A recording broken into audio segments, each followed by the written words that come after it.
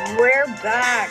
Thank you, Q family, and we're back. And I am Barbara James, and this is Healthy Aging. So we are talking about olive oil, and I finished the last segment by talking about the story of Elisha in the Bible. Go grab a Bible and read this story. It's a great story because the woman thought she had nothing.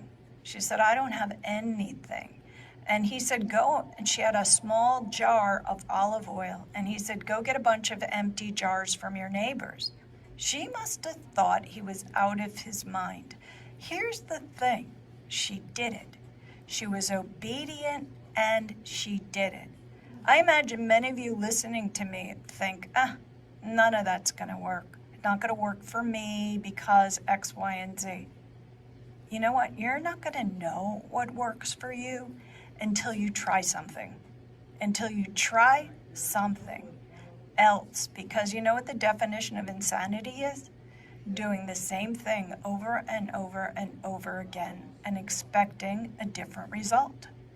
So you have to try. This woman, she didn't know what to do. So she did. She went out, she got the empty jugs, and she takes this little bit of olive oil that she had, and she was able to fill all of the jugs. And what does Elisha say to her? Now go and pay your debts. Go and pay your debts. So olive oil was a very valuable commodity. Well, why? You think it's changed? Do you think that olive oil has changed? That it's not as valuable anymore? What's more valuable? A cookie? So look at what this story really represents. Many of you are spending your money not on healthy things, but you're spending your money on junk at a yard sale, purchasing lottery tickets, another case of soda, buy one, get one, and maybe, some other things, and then you're complaining that you can't pay your bills. Well, this woman sold her olive oil to pay her debt. Why am I spending so much time on this story? Because some of you are carrying debt, and debt makes you sick. Debt causes you many stressors on your body.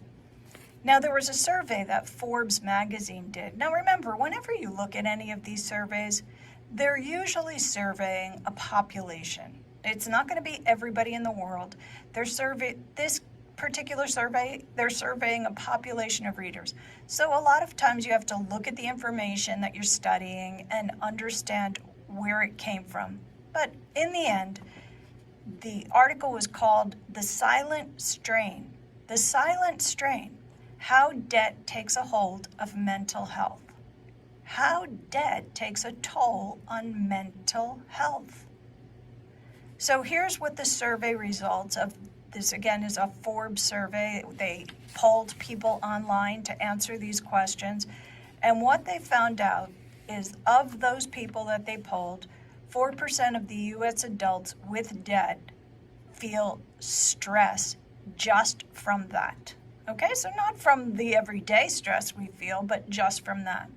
60% of the respondents said that financial stress had led to disagreements in relationships, right? So now you have some financial stress and you're arguing with whatever, your boss, your coworkers, your spouses, your parents, your wife, whatever the thing, husband.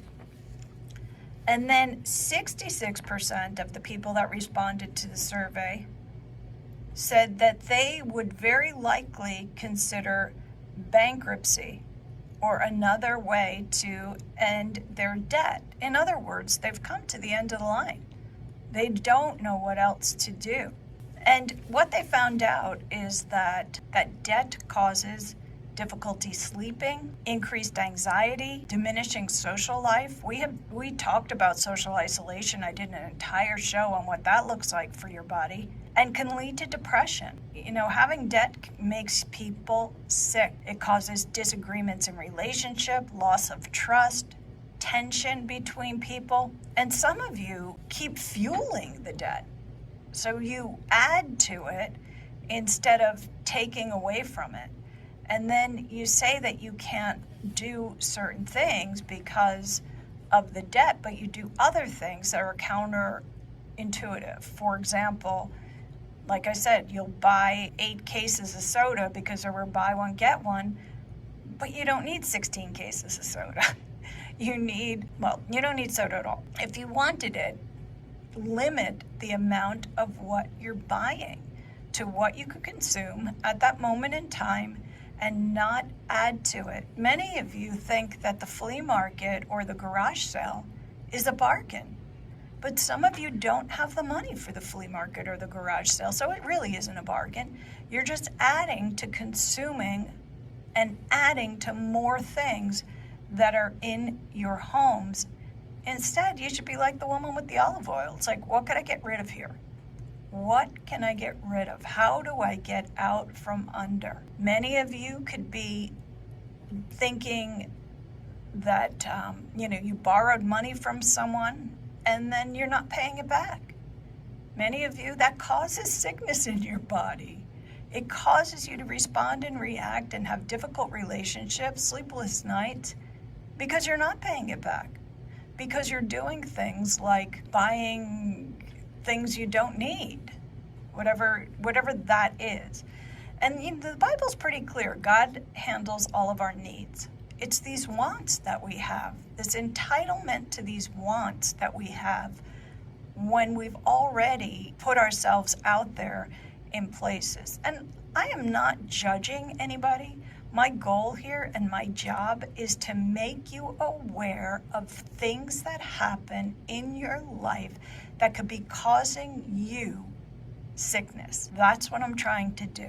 I'm not judging anybody. Things happen in people's lives.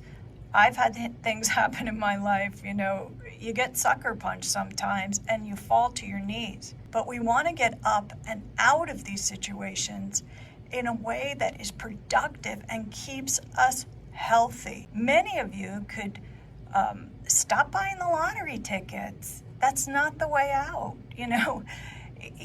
If you spend $10 a week on lottery tickets, you spend $480 a year. That $500, as rounding up, that $500 a year that you spend on lottery tickets could go towards paying off some debt. How good would that feel, right? Many of you think counterintuitively, which is if I buy the lottery ticket and I win the lottery, then I'll be able to pay all my debts. No. Just pay one. Just pay one. Just find different ways that you could feel better about yourself and about your circumstances. Now, there's ways to help you get out of it. So again, according to this article in Forbes, one of the ways to help you is to cut out non-essentials. For me, I would make a list. What's essential in your life? What's not essential in your life? Pay the essentials. Get that done. And then don't go after the non-essentials and do it for 6 months. It's not a lifetime. Once you get out from under this and you start feeling better, you'll be more motivated to do more things. You'll see your creativity will come back. All kinds of fun stuff will happen. Another aspect of helping yourself out is to build a safety net. Now that sounds counterintuitive, but the Bible's pretty clear on tithing. We give the first to God, and then the rest goes everywhere else. So building a safety net, even finding a few dollars a week to put aside and not spend on anything else. Maybe you just take the beer money for 6 months, or the soda money, or the lottery ticket money, or whatever that thing is for you. Maybe it's time to cut out some of the cable and get all those movies off there and just go back to basic cable or basic internet. Maybe there's some ways in there that you could cut those things out and take that money and put it in a savings and not touch it. This way, if something ever happens again to cause you financial distress, you'll have this safety net. And there's also companies out there, debt companies, that would work with you, that are able to consolidate your debt, talk to your creditors, and see if they could figure out a plan for you so that you could get out from under. We are working towards wellness. Debt can be extremely suffocating to people and cause sickness in your body. We want to work our way to wellness. And staying positive, according, one last thing in the article, it says staying positive and seeking support. You need help. You need help.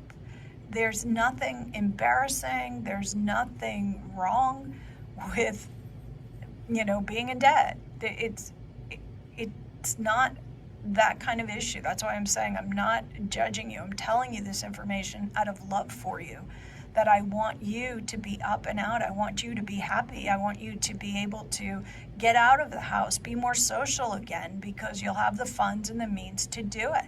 This is a rough economy for any of us to try and navigate our way through. But we want to stay positive, and we want to seek support from your family members, seek support from a church, but make sure that you are doing your part of it, right? So if you have a few extra dollars, put it to pay down your debt. Put it to pay back the people that you borrowed the money from. You don't want to overspend again. So be careful on looking at your financial picture and how you look at it, because you don't want your financial picture to be what is causing sickness in your body. You want to move towards getting out of that. Some of you, that may mean to move towards another job, something that may have better benefits for you and your family, that will give you a better income for you and your family. Many of you, working remotely has really paid off for a lot of people, because you don't have a dry cleaning bill, you don't have a commuting bill. Many of you, the stops for the coffee in the morning are costing you, hundreds of dollars a year. You make the pot at home, fill up your, container at home. See if that helps you save some money. And sure, treat yourself every now and then to that coffee. Sometimes changing our routine will help us financially. Well, thank you for listening today, Q Family. Boy, the time really flies. I love you. Have a great week. God bless you.